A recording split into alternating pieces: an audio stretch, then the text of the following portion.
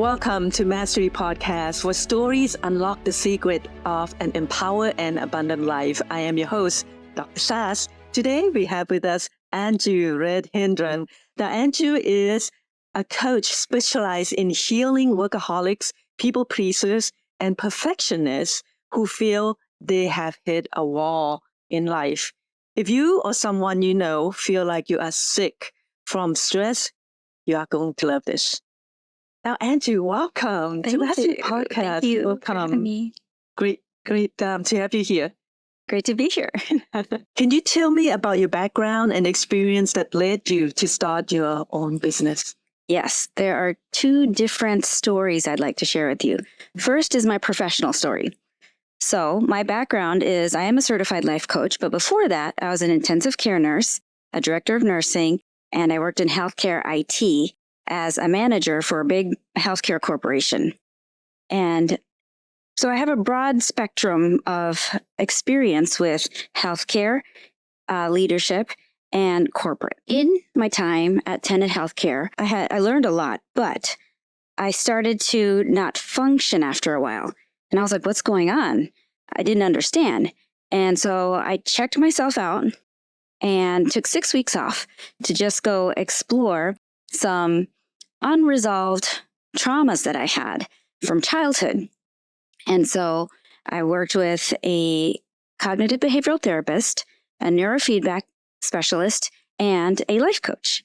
And so with that, I was able to put back together these fragmented aspects of myself. And in that, one of the things that my therapist told me was, Anju, you're not a human doing, you're a human being. And it did not compute. But I said, what do you mean? And he said, you don't have to do and perform all the time to be loved or to be lovable. You just are. And then I started tearing up. I said, you stop saying that to me. And he said, no, it's true though. He said, you're lovable just for being. Now there's being you, just for being you. And so you don't have to prove yourself. And I had it backwards this whole time. I knew he was speaking the truth to me when he was saying this, but I couldn't accept it. I was resisting it because I felt like all my life I was trying to prove how good I am by my academics, by my performance, by my accolades and things like that. But then the other story, the personal side of my story is that I had lost both my parents before the time I was 8. When I was 6 years old, my mother died in a car accident. And then when I was 7 years old, my father committed suicide after she died. But in that time, between the time my mother died and my father passed away, my daddy, had his brother and family, so that was Papa, Amma, and Renju, come over to visit. And they took care of us, and they kept us company. And his mom was here too, my grandma. So then he took his life. But then I had a new family. I had to adopt a new identity. I had to conform to this new family, and I couldn't be myself in some ways. That was not the family I was born into. So this kind of affected me. I learned to become a people pleaser, to become whoever they needed me to be, so I wouldn't be forsaken, so they wouldn't leave me. So that was my people pleaser side. And my workaholism, because I didn't know if I was lovable. So I just started to prove myself worthy of being needed, at least.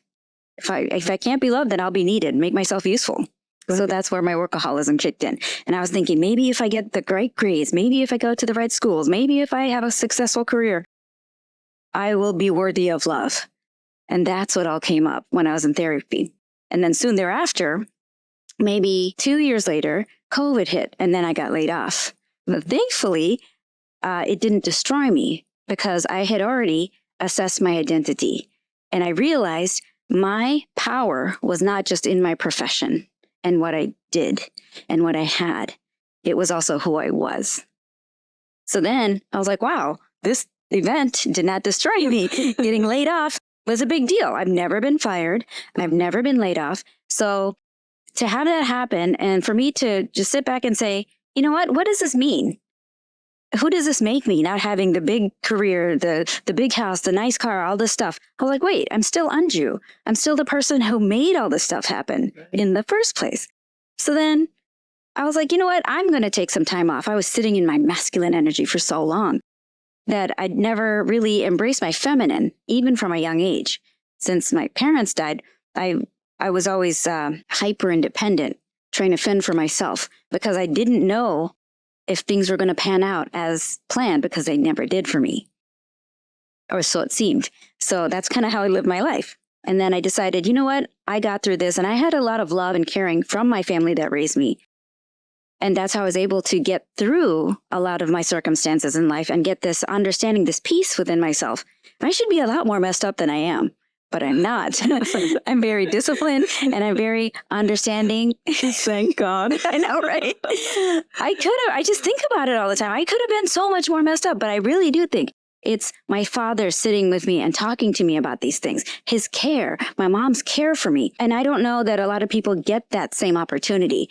But since I received that, I want to give that to others. And that's why I started this coaching practice, to help people with traumas and other things that can affect your health, stress-related health issues that come from people-pleasing, workaholism, and perfectionism. Wow. Wow. Thank you. That's like, you can write a book about this. And I told you this before. That's an amazing story. And to suffer all types of trauma, I mean, and with such a young age, and to come out not more messed up than you already are. That was hard. It wasn't easy, but you're wonderful. Thank you. We're just joking about it, but it's that inner strength that you have and the love that you have from your parents that kind of shape who you are today also. Yeah, and actually that's kind of part of the gist of what I help people with. Reparenting. Mm-hmm. Reparent. So for people who had parents or lack parents, either one, I kind of function either as like an emergency best friend or like another mother in some ways to help soothe them. The mother's function is to help the child be, to recognize them for being, and that the human being part that we were talking about. The father focuses on the doing and your abilities in yourself, your confidence in yourself. But the mother lets you be. You're the baby. The mom takes care of the baby, expecting nothing in return. It's just, I'll take care of you. It's kind of a one-way valve. Parenting is unconditional love. Unconditional love. But then the father kind of takes over sometimes when there's like the accolades and achievements and stuff, like making you become fearless in some sort of ways to face your accomplishments, to face your fears and accomplish things and be successful in another sort of way. But people that are over-functioning are very heavy on the masculine side. That masculine energy is, I say, kinetic energy. It's the energy of action. And then the potential energy is stored energy. It's where you rest and recover. Now, you can't be balanced by being imbalanced. So let's think about that. And so that's what I help people with, especially accomplished career women. Sometimes we kind of get a little lopsided, and it can be men or women, but I'm just talking in this case about women. When that happens, there is a way to balance things out, and that's what I help people with. I can see that uniqueness in your business aspect, but there are other special qualities in what you do. Can you touch a little bit on the uniqueness of how you approach this coaching? Yes. So since I'm a nurse by background, and I was an ICU nurse. In fact, my business is called ICU-1111 because it's an intensive care unit for the soul. In the intensive care unit, I noticed some patterns, and they were kind of subdued patterns in people. And a lot of them came from not speaking their truth and not being authentic about what they genuinely wanted for themselves and kind of living their life minimized. And so these are the patterns I noticed, and I felt them about myself on some level too. So I did the work on myself, but I started noticing it more with other people. So since I'm health focused, I studied about the relationship between stress and illness. And I was able to really kind of nail it down a little bit and understand that when someone has generally like an idiopathic issue that they can't figure it out, it's usually because of some unresolved emotional stress or trauma. So let's say someone has a thyroid issue. Sometimes it could be because of them not being able to speak their truth adequately. Sometimes if they have cardiac hypertension, it could be related to the house and home, like tension in the house and home. So these things kind of added up. If you have platelet issues, it could be that you don't know kind of how to not make a mountain out of a molehill type of thing. Like, everything is manageable, but it's also our internal dialogue. So that's how I use mindset to affect health outcomes too. Many of my clients have been on medications and alcohol and things like that. And after working together, we've got them off of most of their medications, especially the stress-related sickness or illness medications. And the alcohol was usually to be more presentable or to show themselves as good enough or fun or tolerable on some level. But, you're all those things even without the alcohol. And so they realize that. And so now the more you come into your authenticity and the more you become aligned with who you want to be, that's where the joy comes from. That's where the fulfillment comes from. And that's where I want to take people with their health and their wellness. But it's all through how you talk to yourself, your mentality towards things, and just what you want in life, what decisions you're making without forsaking yourself. You can be kind to someone else and be kind to yourself. Exactly. Beautiful. Beautifully said. Thank you. Can you share some of the biggest challenges you have, in running your business and how you overcame them? Yes. So I would say the biggest challenge I would have is in mentality of people. They're addicted to pain. They're addicted to things being the same. They want change without actually having to change. So that's a challenge. Right. Change without having a contradiction. So that has been a big challenge. But generally speaking, a lot of the people that I work with haven't felt heard. They haven't felt seen. So I give them the opportunity to have a safe space. And they just find me to be a trustworthy person. Most nursing, I think, is the most trustworthy profession there is. Pharmacist. Yes, and pharmacist. Healthcare in general, I think, is, you have to put your trust in someone if, to get better. Right. On some level, you have to trust that they're going to make you better or help guide you towards wellness. So that actually works in my benefit because generally people want to speak their truth, not what people need them to be and how to say it and things like that, but their actual authentic truth. And so I have no judgment towards that. If you murdered someone, I'm not going to have a judgment. I will listen to your story. And I've had someone that was a client that happened to. And so that was in that circumstance. I've had people that have just had very hard things to admit. But there's usually a reason behind having to go to that level to do something or hide something or, hide yourself. You know what? Be shameful. Yes. And that's actually what toxicity really comes down to.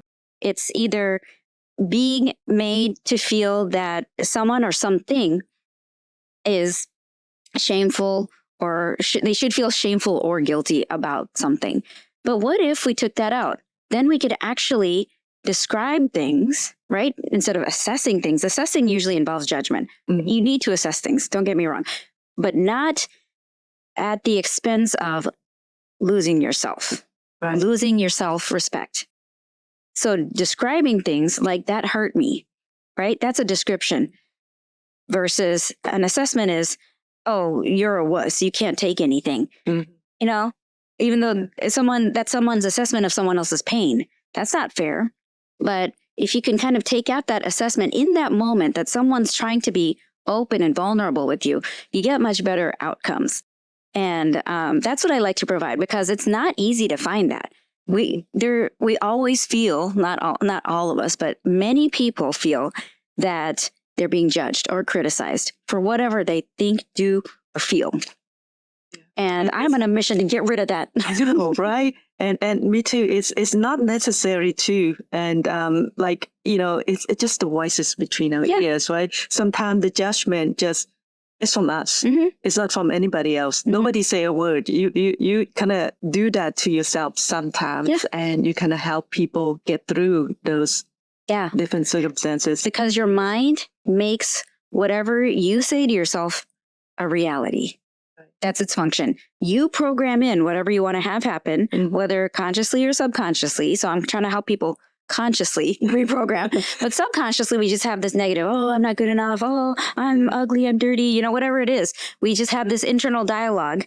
Oh, she's better than me. You know, comparison is the killer of dreams. And it's and happiness. And it's everybody on different level. It doesn't matter how rich, how poor, Yes. what kind of education you have. You have some level of that insecurity, of that doubt, of that voices in your head that you want to work through and get rid of. And you help people with that. Yeah. And so that's the difference between personal power, like knowing who you are and what you're about, like your values and things like that. But also what characteristics and abilities you have cultivated within yourself versus professional power, which is usually externally assigned. It can be given to and taken away. So your position, you know, your money, your career, you know, a lot of elements that we think are traditionally valuable, right? They are valuable, but there's also internal aspects of those same things that are valuable. So education is, you know, like a positional thing, power, but the personal aspect of that is competence. Yeah. So you learn something from your education. You don't have to be educated to be competent. And sometimes the most competent people aren't always highly educated either. So it goes both ways. Yeah. There's emotional intelligence that, you know, we can't put a degree on. Yeah. Right. And this is where life coaching come in. Yeah. And it's amazing. I love what you do. Thank you. What are your long-term goals? What do you want to see, and how are you planning to achieve that? My long-term goal is to help people heal through as many of their stress-related illnesses as possible, and to reclaim, and recover their own sense of identity. In superhero movies, you hear the mom saying, remember who you are. and that's what I'm here to do. I'm saying, remember who you are. But some people are like, well, I never knew who I was. Well, you might not remember it, but you've always been who you were even before all this stuff happened. So that's what I want to help more people uncover and recover about themselves. Nice. I like how you put it. You want to help people uncover their true self. Yes. Amazing. Now, can you give something like one little golden nugget to our audience about what you want to highlight as far as you believe and what you want to do with your business? Well, I want to help the masses. So I do have an online web-based course that I am promoting right now. Which is okay. Yeah. And so I have that. I'm kind of moving away from one-on-one coaching because I want to hit more people at once. So that's kind of what I want to do. But within that, the essence of all of that is to get people thinking differently in a more healthy way that would get them better things in their lives and healthier outcomes, healthier vision for life, healthier relationships. All those things matter. And they affect our health and well-being. Yeah. Peace, love, health, happiness. Yeah. Amazing. And joy. I mean, let's bring joy back. Yeah. It's more than just happiness. It's joy. Which is like, above all those fun stuff. And no matter what, though, like no matter what hardships or terrible things that have happened in your life, those are events. Those are, they're hard. I'm not downgrading that by any, but they are events. And it's our decision about how we choose to respond to those things and how we choose to translate that pain into some meaningful story. And we all have to tell our story ultimately, because our story will help other people. Exactly. I'm with you 100% about the powerful storytelling and how people can learn from that and can benefit from your story. And I'm sure many people can benefit from your story. and the trauma that you've been through. We talk about that, and you turn trauma into something meaningful with a mission and a vision to help people achieve peace, love, health, happiness, and all that. And to like themselves. Yes. Above all else, just to like who they are. Yes. Through all the good stuff and bad stuff. Yeah. You're still there. Yeah. Embrace that humanity. Yes, the humanity within us. So thank you. Thank you so much, Anju, for being here. And how can people find you? Where can they find you? Well, I'm on many platforms. One is TikTok. That's my biggest platform. I'm ICU_1111. On Facebook, I'm ICU1111. And on Linktree, actually, if you go to Linktree, that's where all my stuff is. And that's ICU. Surprise, surprise, 1111. I see a theme here. Yeah. and amazing. I love 1111. That's an angel number. It's like a transformative number, and it's the number that Angel said, I'm here for you. Yeah. Yeah, and you're doing the right thing.